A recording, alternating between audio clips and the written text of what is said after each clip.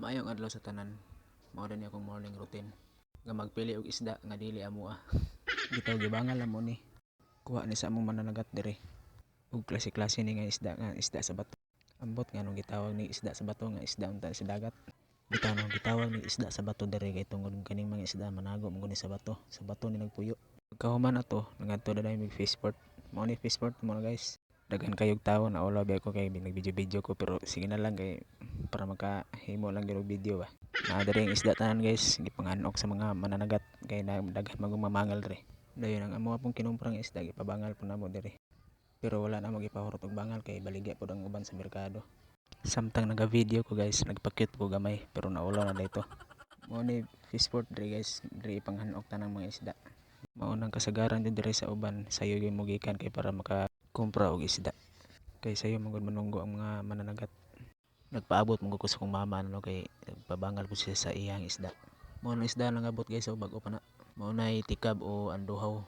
Kanang naa sa mga banyera guys, mga isda na tanan, daghan kaayo. Mao na nga ako naglantaw-lantaw ko samtang nag-video ko. Mao din luyo sa fishport.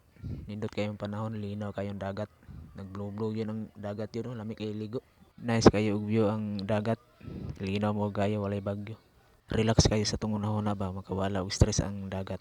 Mao nang kung papilion ko sa probinsya ba o sa syudad, may pay sa probinsya na lang kay relax kayo. Kayo gusto ka maligo dagat, makaligo dayon ka. Mao nang kung papilion ko, may pay diri sa dagat na lang kay bugdaw kayo. Gusto ka maligo, ligo dayon.